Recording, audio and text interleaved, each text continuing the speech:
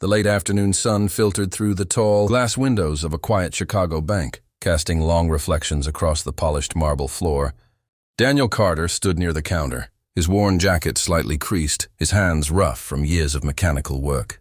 He shifted his weight nervously as he handed over a small slip of paper with his bank details.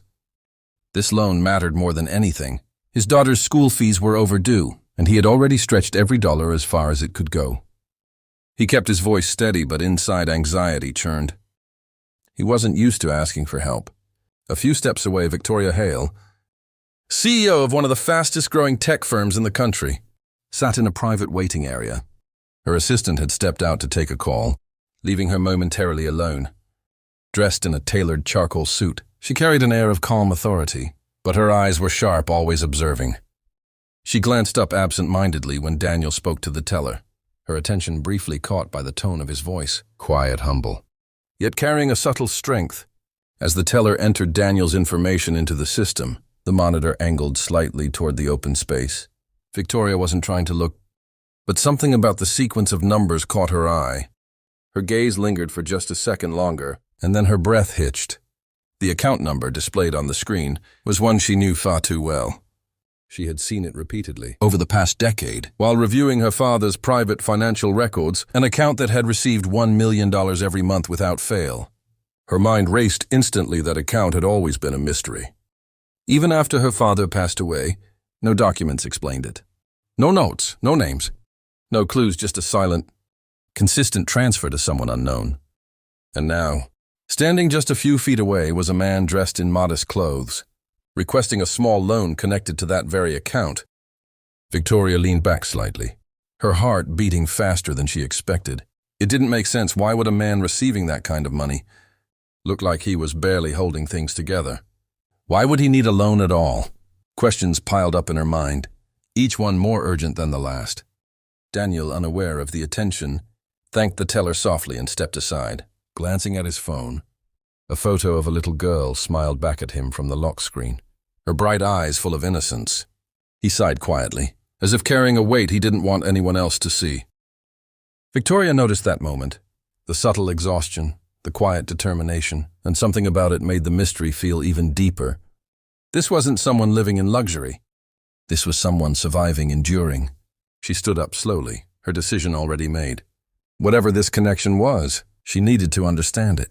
Adjusting her jacket, she walked toward him with measured steps, her mind focused yet filled with curiosity as she got closer. She studied his face. There was honesty there and something else.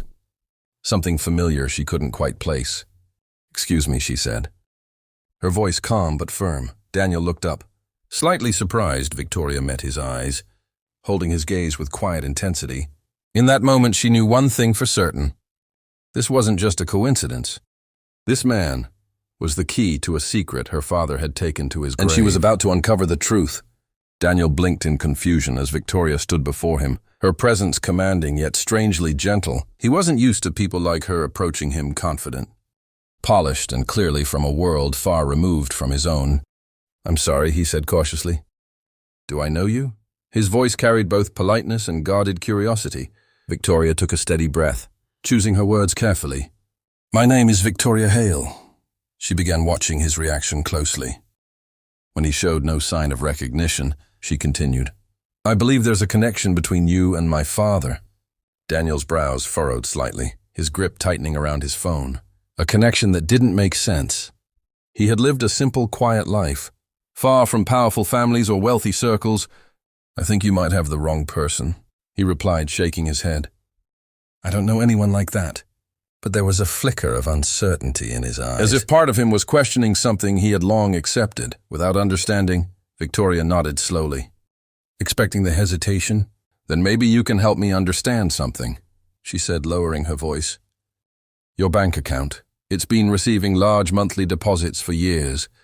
Do you know who sends them?" Daniel's expression changed instantly, surprise and discomfort. Then something deeper, confusion that had clearly lived with him for a long time.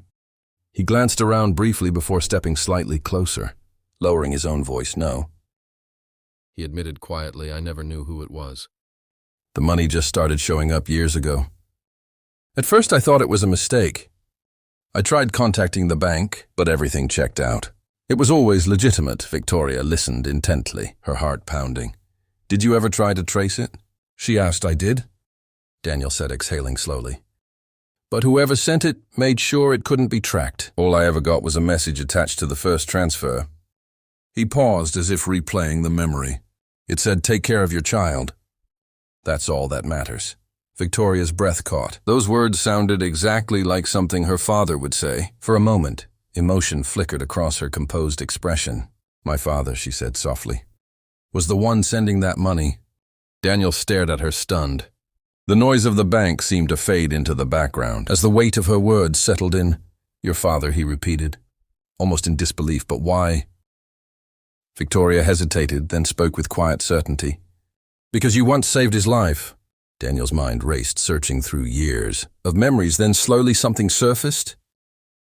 A rainy night, a broken-down car on a deserted road. An older man trapped inside after a crash.